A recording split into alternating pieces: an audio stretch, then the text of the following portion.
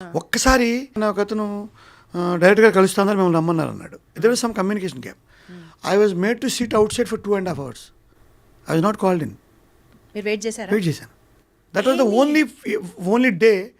ఎందుకు వచ్చాం అనుకోలేదు, కానీ ఓహో ఇలా ఉంటాయన్నమాట డైనమిక్స్ అని కొంచెం మనసుకి చెప్పుకోవాల్సి వచ్చింది ఆ రోజు. బాధపడ్డా. ఆదిత్య అనే అబ్బాయి పిలిచాడు.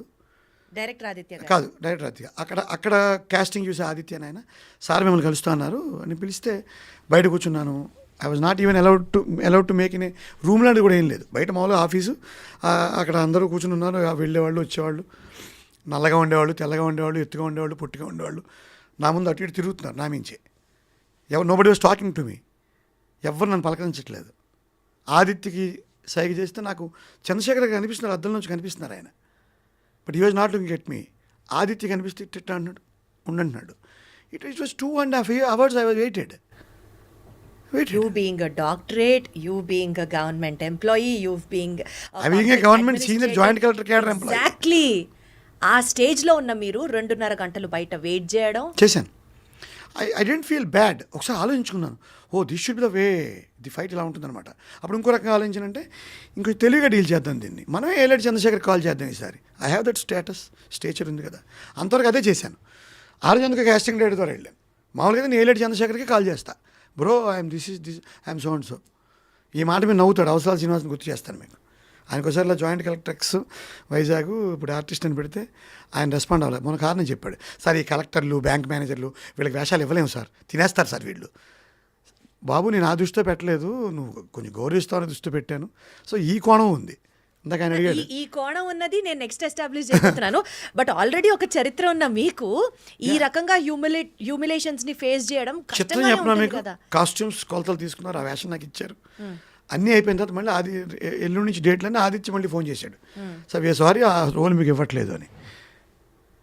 రిజెక్షన్ ఏమని ఎందుకు చెప్పారంటే మీ ఏజ్ మీరు కొంచెం యంగ్గా ఉన్నారు, మీరు సాయి చంద్ గారు గడ్డం అది ఉండి ఆయన ఫ్రెండ్గా ఉండాలి. నేను పోనీ అదొక కాంప్లిమెంట్ తో కూడిన అందుకే అప్పుడు చెప్పాను. అప్పుడు మాట చెప్పాను, భయ్యా ఇప్పుడు మీకోసం నేను ఓల్డ్ లుక్ తెచ్చుకోలేను, పైగా నాకు శుక్రగ్రహం ఎప్పుడు ఉచ్చంలో ఉంటుంది. శుక్రగ్రహం మనుషులను అందంగా చూపిస్తుంది. సో నాకు స్కిన్ టోన్లు బాగుంటాయి. నేను ఇప్పుడు నువ్వు చెప్పావు కదా అని తెల్లగడ్డం పెంచుకుని ఐ కెనాట్ డూ దట్, పర్వాలేదు మళ్ళీ చేద్దామని చెప్పాను. ఈ ఆదిత్య పాప మళ్ళీ డైరెక్టర్ అయ్యి నమోని ఒక చిన్న సినిమా తీసి అందులో నాకు ఒక లీడ్ వేషం ఇచ్చాడు. ఆఫ్టర్ దట్ అది వేరే విషయం. Apart from waiting for 2.5 hours అండి, ఎప్పుడన్నా మీకు అసలు నేను ఎందుకు వచ్చాను ఇందులోకి, నాకు అవసరమా ఇవన్నీ అని ఫీల్ అయిన సందర్భాలు ఏమైనా ఉన్నాయా? అంటే ఇంట్రోస్పెక్షన్ అవుతుంటుంది.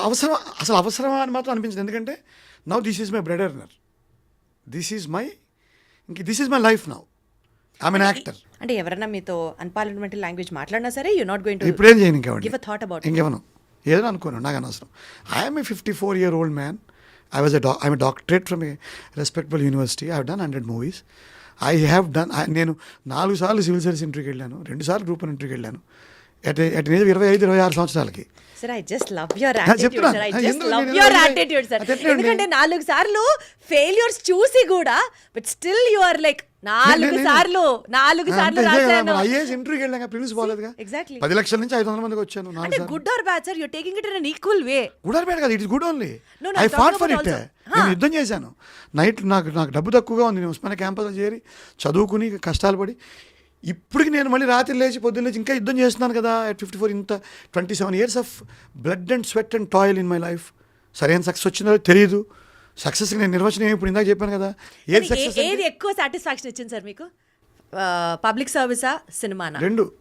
ఒక్కొక్క ఈవెంట్స్ ఉంటాయి పబ్లిక్ సర్వీస్లో. కొన్ని అద్భుతమైన సందర్భాలు. హుదూద్ రీకన్స్ట్రక్షన్లో సాటిస్ఫాక్షన్ గొప్ప ఉద్యోగం.